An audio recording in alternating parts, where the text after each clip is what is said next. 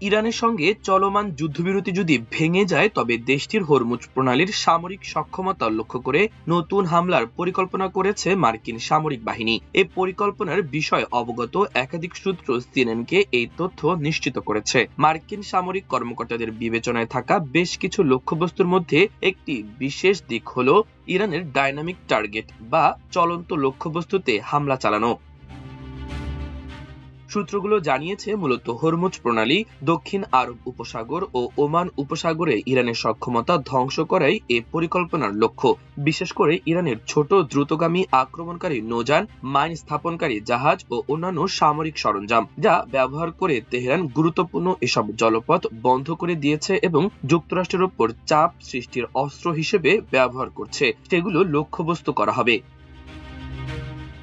গত 7 এপ্রিল যুক্তরাষ্ট্র ও ইরানের মধ্যে শুরু হওয়া যুদ্ধবিরতির মধ্যেও এই জলপথ বন্ধ থাকায় বিশ্ব অর্থনীতিতে বড় ধরনের অস্থিরতা তৈরি হয়েছে। এটি মার্কিন প্রেসিডেন্ট ডোনাল্ড ট্রাম্পের মূল্যস্ফীতি কমানোর চেষ্টাকেও ঝুঁকির মুখে ফেলেছে। মার্কিন বাহিনী আগে ইরানের নৌবাহিনীকে লক্ষ্যবস্তু করলেও প্রথম মাসের বোমাবর্ষণ ছিল মূলত হরমুজ প্রণালী থেকে দূরের লক্ষ্যবস্তুগুলোতে। উদ্দেশ্য ছিল ইরানের মূল ভূখণ্ডের ভেতরে হামলার পথ তৈরি করা। তবে নতুন পরিকল্পনায় এই কৌশলগত জলপথের আশপাশে অনেক বেশি বোমাবর্ষণের কথা বলা হয়েছে।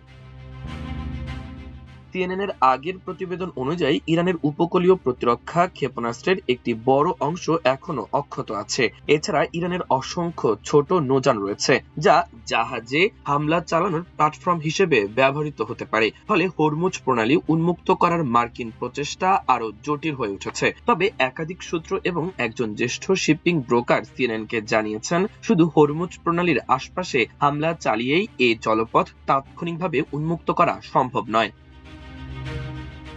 ট্রাম্প স্পষ্ট জানিয়েছে, কূটনৈতিক সমাধান না হলে যুক্তরাষ্ট্র আবারও সামরিক অভিযান শুরু করবে। যদিও বর্তমান ও সাবেক অনেক মার্কিন কর্মকর্তা সতর্ক করেছেন, ইরানে আবারও হামলা চালানো হলে তা সংঘাতকে নতুন করে উস্কে দেবে। হামলার পরিকল্পনা নিয়ে জানতে চাইলে মার্কিন প্রতিরক্ষা সদর দপ্তর পেন্টাগনের এক কর্মকর্তা বলেন, অপারেশনাল নিরাপত্তার কারণে আমরা ভবিষ্যৎ বা কাল্পনিক কোনো পদক্ষেপ নিয়ে আলোচনা করি না। মার্কিন সামরিক বাহিনী প্রেসিডেন্টকে বিভিন্ন বিকল্প দিয়ে যাচ্ছে এবং সব বিকল্পই এখন আলোচনার টেবিলে রয়েছে।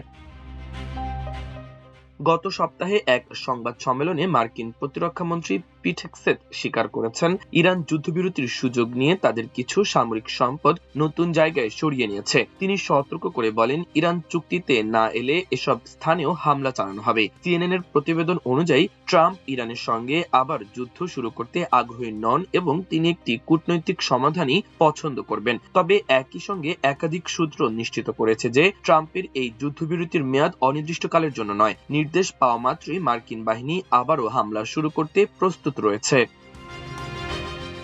মাল্টিমিডিয়া ডেস্ক, আমার দেশ।